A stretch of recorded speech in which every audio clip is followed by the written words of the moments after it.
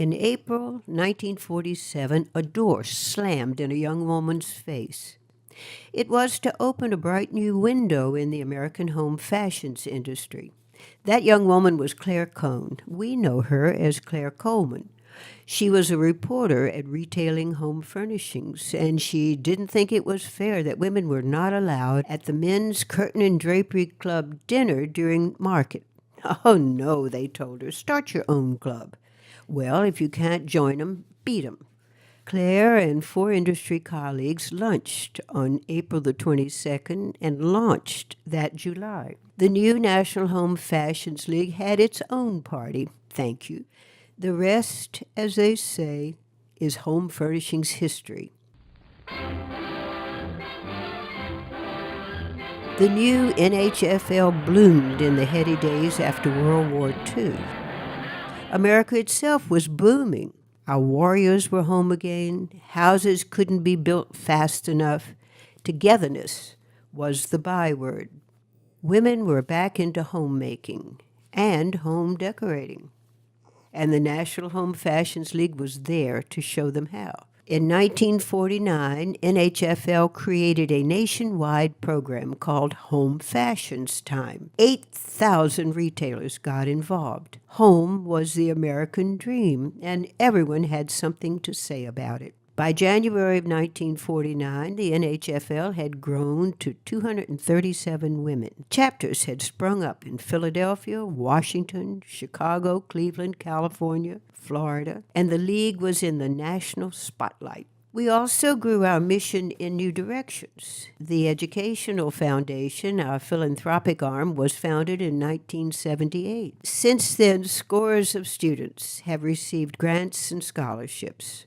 In fact, IFDA's foundation gives more money in scholarships and grants than any other foundation in the industry. EF has also helped save and restore many of America's architectural treasures, including the Eagle Saloon in New Orleans, where it is said that Buddy Bolden invented jazz in the late 19th century. EF also supports Eleanor Roosevelt's beloved Val Kill in Hyde Park. Another First Lady became IFDA's trailblazer in 1966. We honored Lady Bird Johnson for beautifying America with wildflowers. Our roster of trailblazers is full of bold-faced names. Textile genius Dorothy Liebes. Lisa Taylor, founding director of the Cooper Hewitt Museum. Paolo Soleri, a visionary architect. Raymond Waits, our own top designer. Michael Graves, a serious architect. Philippe Stark, a madcap architect. Grace McNamara, publishing entrepreneur. We also honored our own wise owls who have served our industry with great distinction. Textiles wizard Jack Lenore Larson and mega editor Lou Gropp, who are among them. We established a special award for New Yorkers who make our city great. Macy's, the Miracle on 34th Street. Our Big Apple Award sits on many distinguished desks.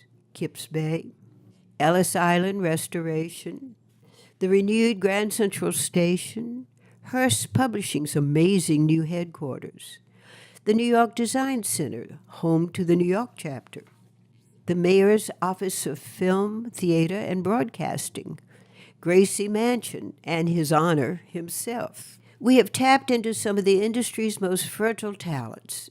Industrial designer Karim Rashid was the keynoter at this year's Design Edge Summit in New York, which was sponsored by the IFDA Educational Foundation. We've also encouraged the up-and-coming. In 1978, Career Day was launched. NHFL members mentored college students about career opportunities in home fashions. As the years have flown, we have grown to 12 active chapters across the country. We also outgrew our name. In 1984, we went international with a new name and a new look.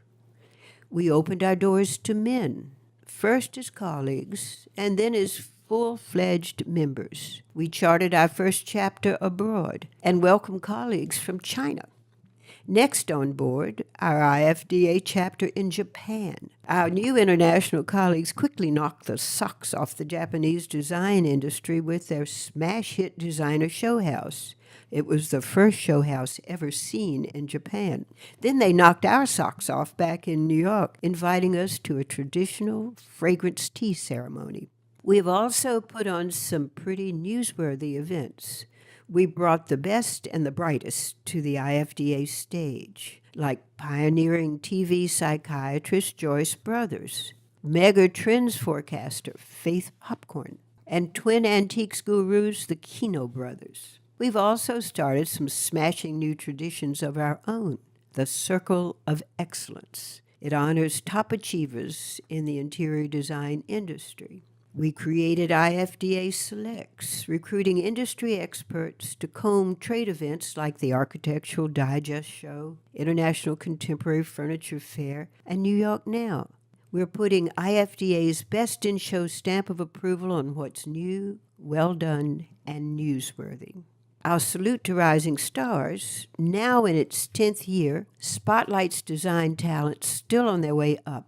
We made new stars from upcycled old chairs. Our take-a-seat auctions went viral, so to speak, spreading from New York to IFDA chapters across the globe and pouring donations into local charities. Meanwhile, we did remember that charity begins at home with the IFDA Educational Foundation. We backed EF student design competitions in partnership with IFDA trailblazer Raymond Waits and with contemporary furniture innovator Cliff Young. We established grants honoring IFDA founder Claire Coleman and memorializing IFDA leader Valerie Moran. And we had fun funding those grants through our series of walking tours in Greenwich Village, on the High Line, through MoMA to see the 150th anniversary exhibit on Frank Lloyd Wright. Well, you may be wondering if we ever stand still. Indeed, we do, and at some of the coolest venues in town. Look for us on the first Monday of the month having cocktails, conversations, and connections at some new smart bar or rooftop in New York. We're there to spread the word about IFDA, who we are, what we do, why you should join us. Well, who are we? We are all facets of the home furnishings and design industry. We are designers, manufacturers, and journalists. We are in advertising and public relations. We are retailers, photographers, educators, social media people, and artisans. We are whoever makes our industry thrive. And thrive we have. For 70 years, 70. 70 used to be a lifetime.